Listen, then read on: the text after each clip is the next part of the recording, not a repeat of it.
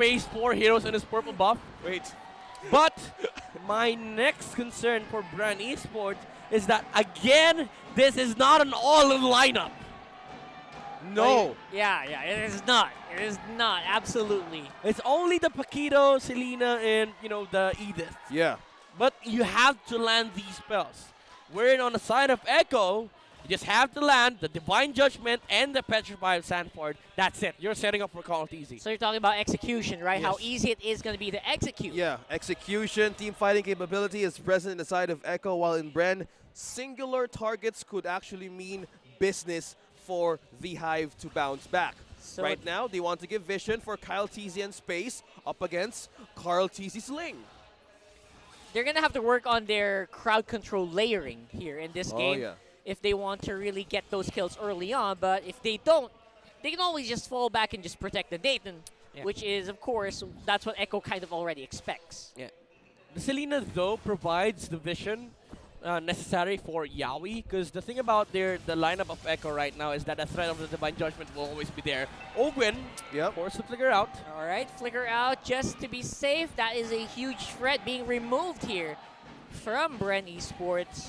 The big Shatter and the flicker combo is usually what a strong player, a strong Edith player uses, and now that's gone for 3 minutes. Look at that, the MPL all-timer. Phew! While that is happening, that's Kyle Tease again, the first blood up against Benny Cutie. There you go. And we're talking about Few. Look at that. He goes for the arrow straight to the face of Yawi. No hesitation whatsoever. That's Few we've come to know and love. You know, the Selena of Bren Esports has always been a nightmare for a lot of the top teams, and Echo is not safe even with that fate. Question is, they're now supplying the problems on game number 1. They have vision, they have pickoffs. This is the early game spite of Bren Esports. Meanwhile, Echo needs to get their hands on a lot of things. Even this first objective taken by Carl Teasy. Yeah, Carl Teasy's just flexing here at this point. First, in game 1, you weren't able to contest. Game 2, go ahead and try. I'll still have something for you. Sanford killed the Paquito, by the way. Yeah. Well, that was... I don't know how that happened, but it's Sanford, so I don't doubt it. It's a difficult feat. Yeah. But it's Sanford. But it's Sanford. Still the same one. They have answer for vision. Now they're prying and preying on Carl Teasy's purple buffs. Now being dependent, Bren is trying to open this opportunities to rotate freely as Yawi being trapped here against Ogwen. This is a great game for Bren Esports. Slowly, but getting surely on the answers. Almost lost that, Little Wanderer to Ogwen and Few. Bottom lane, though, Benny Cutie being supported by Yawi. This is really, really important for Echo to secure the lead for Benny Cutie, just to make sure that he gets out of the laning stage safe and unharmed, especially with Bren Esports constantly rotating towards the gold lane. Oh. A little bit of an opening here. Of course, they know that Zaman Force was used, and now Bren Esports are trying to see if they can get a pick off here on the bot side. Few seems to be rotating there as we speak. But Yawi scouts him out quite easily. Now rotation is so present on Bren Esports. Yawi here is aiding the space and vision for Carl Teasy. The space right now is so crucial that the traps of Few that can set up can make Bren Esports respond quickly. Because if we think of the mindset or even the team fighting capability, it can initiate just right now. Yawi just flew straight into Ogwen, but looks like Echo don't care. Still gets a kill off. Wow. Let me just say, both of them had the right idea. Like, Ogwen, he knew that the Kaja would walk in, but Yawi was like, yeah, you know I'm walking in, so I'll just walk in straight, use my dash, and use my ultimate on you. Whoever I find on the bush will get taken down, and Echo was just much more prepared than Bren. That's Yawi's checklist. Yeah, Echo just knows that they got that firepower, and they trust each other because of that call. Yeah, speaking of trusting each other, look at Flap Teasy here. Trying to hold up Sanford. Ah, man, the Glue is a little bit of a tanky hero, but at this point, he looks like he's going to be in trouble here with Sanford just flying off straight to his face. Some of that shot essence going back there to Sanford, and that's going to be another turtle contested and denied here. Yawi caught in the middle of everything, might be in trouble here. Sanji is close. He's got some damage, but Yawi is going to be forced to flicker out. They want to go for round 2, though. Sanford's here. He wants some of that blood. He's full HP. Yeah, with that peel, they're forcing off resources, they're forcing off damages onto one another. You've seen how Yawi wanted to get that pull, but Ogun just reversed things perfectly with his onward. But And this is time bought by Echo. Remember, they have the scaling lineup as well. Although Bren does scale up with the Nathan, but it is a Ling and Harith, two problem heroes on the late game, and Bren Esports, they haven't done anything to damage the economy of Echo. Yeah, Echo is actually pretty close in terms of gold. Less than 1K. The fight's going on, and Kyle TZ takes the Lord. Finally, here in this fight, Carl TZ will be taken out as well. Good damage coming in from Ogwin here in this Edith. But Echo, they still got some in the tank. So they're going to be choosing to back off instead unless Kyle TZ punches with a combo here. Oh! Forces the flight from Sanford and could be few in trouble here. So 1-for-1. Fight's going on here. Yawi in the suppress here. Kyle TZ will get taken out. Good confidence here coming in from the XP laner of Echo. Look at that, what's happening for Bren Esports and Echo.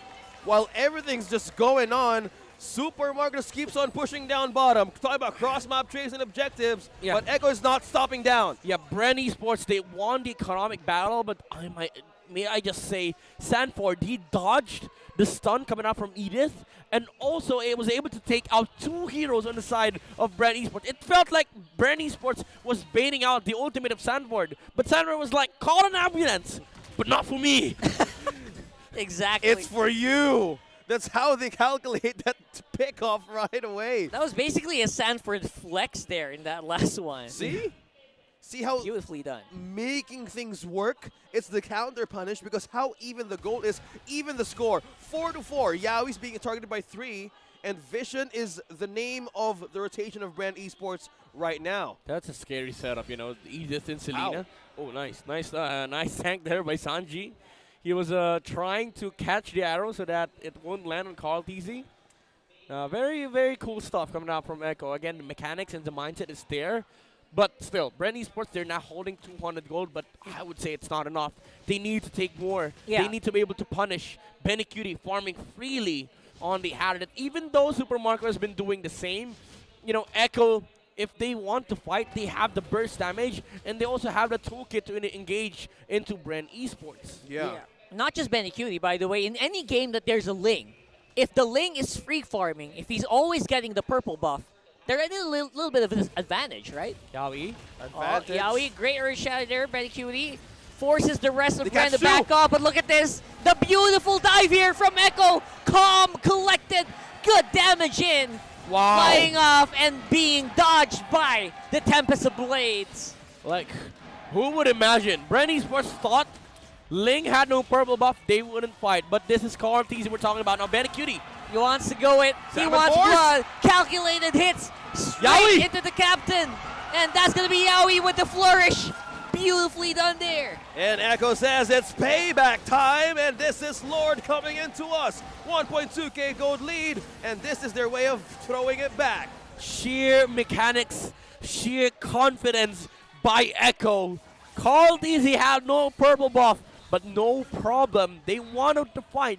Sanford was already on his way with the Black Dragon form, and Yawi was just baiting out Bren Esports, and it was a wonderful Petrify by Sanford, followed up by the Tempest of Blades. It was a wombo combo by Echo.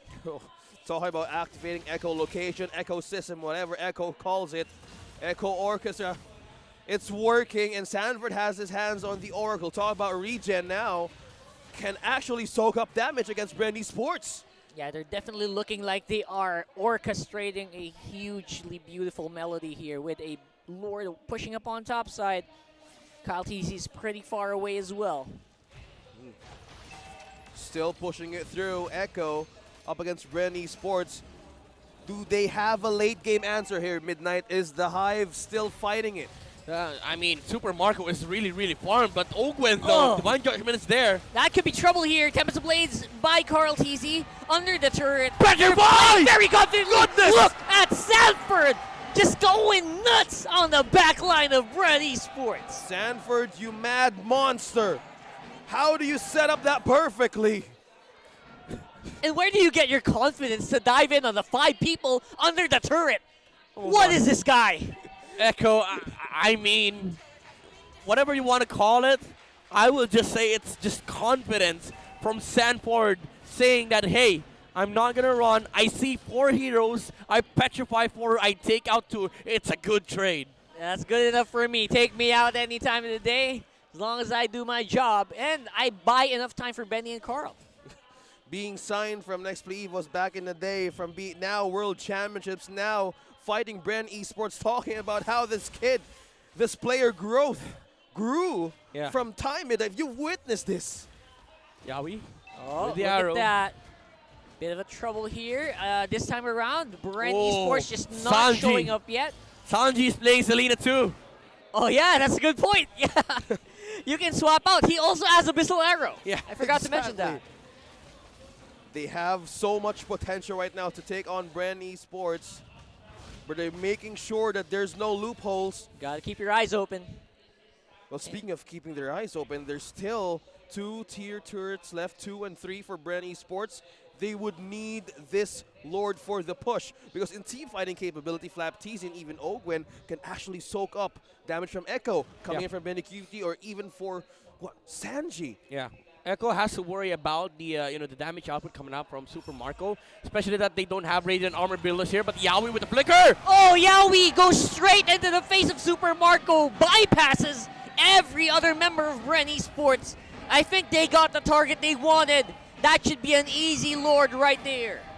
We were just talking about objectives. Oh no, I'm gonna flicker in and use my ultimate right away. Eyes on the prize. Yawi was like, what do you mean worry about the Nathan?